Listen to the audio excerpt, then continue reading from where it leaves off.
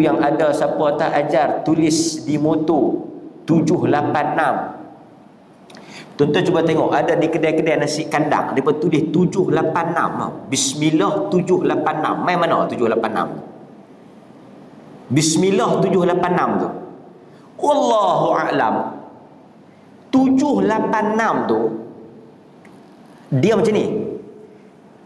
Yang ni tak betul lah. Setiap huruf hijaiyah, alif, ba, ta, sa, ada angka nombor dia. Alif 2, ba 4, ta 6. Jadi bismillah, ba, sim, min, alif, lam, lam, ha, alif, lam, ra, ha, min, nun. Bismillah tu dia campur nombor tu. 4 campur 8 campur 6 campur 7, ikut huruf tu. Huruf tu ada nombor dia. Campur 786, 786.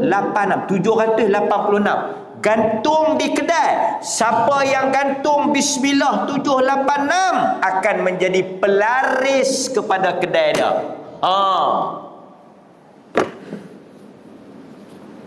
Nah, jangan main-main. Bukan takat gambar yang sultan ada apa tu, bunga apa tu, apa ni, burung tu saja. Bismillah 786 tu pelaris lah. Marah pula geng tu. So dia cari saya. Kita bismillahirrahmanirrahim, kita tak ada kepercayaan apa. 786 ni main mana? Siapa ajar? Ada dalam ajaran Rasulullah. Ada Abu Bakar. Ni pegang pedang. Rasulullah pun tulis bismillah 786. Ni bawa pergi pedang ni. Kebal. Tak ada. Nabi tak ajar. 786 342 183. Kaki ekor dia tulis. Ya bismillah 786. Tu kita tak tahu macam mana. Ada tak dalam Quran, ada tak dalam hadis? Itu dulu. Ada tak dalam Quran, ada tak huruf-huruf itu ada nombor? Tak ada.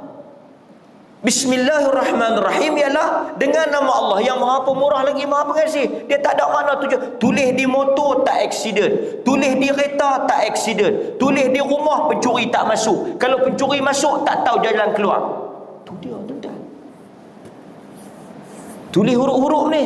Yang ni yang dia panggil tulis huruf ni. Pasal tu tuan-tuan tengok di setengah kedai, dia tulis huruf mim, dia tulis huruf nun, dia buat rajah-rajah tu, dia lipat, dia bubuh dalam bar. Laci duit. Ibu duit dia panggil. Ibu duit. Kadang-kadang dia buat gambar orang duk sujud, gambar orang duk baca tahiyat, lepas tu dia tulis huruf-huruf Jawi. Kita tulis tengok ayat Quran, tengok huruf Jawi sikit, tengok tulis bismillah sikit, ada Allah sikit. Okey Tapi tu dia panggil wafak, azimat, tangkal. Nabi kata apa? Tamaim, innar ruqa wat tamaim, jampi serapah, tangkal mangkal, tiwalah, jampi pengasih, syirkun, daripada perbuatan syirik. So sebab itu kita orang Islam ni bersih daripada benda ni. Buat kedai tak payah duk gantung 786 ke, 342 ke, 153 ke, apa ke.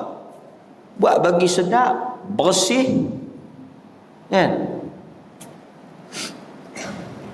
Jual bagi murah sikit, padan patut, orang mai. Tak payah pelari-pelari apa. Kan? Itu ya. Lepas tu dia kata pula, dia kata, Ustaz, saya dulu kedai orang tak nampak, lalu tak nampak. Tapi sejak saya bubuh 786 ni, Allah, tak ada buka lagi orang beratur dah. Boleh jadi, jangan main-main, boleh jadi.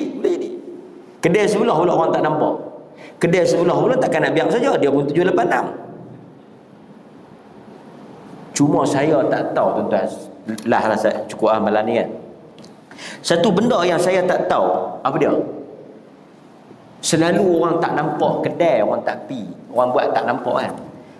Tuan-tuan kena cari siapa yang buat apa-apa dekat masjid ni, tanam depan pagar masjid ni, orang tak nampak masjid.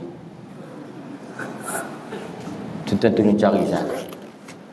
Depa tanam tang mana sampai orang lalu tak nampak masjid, tak singgah masjid tu. Yang ni kita kena pakat-pakat muazzam.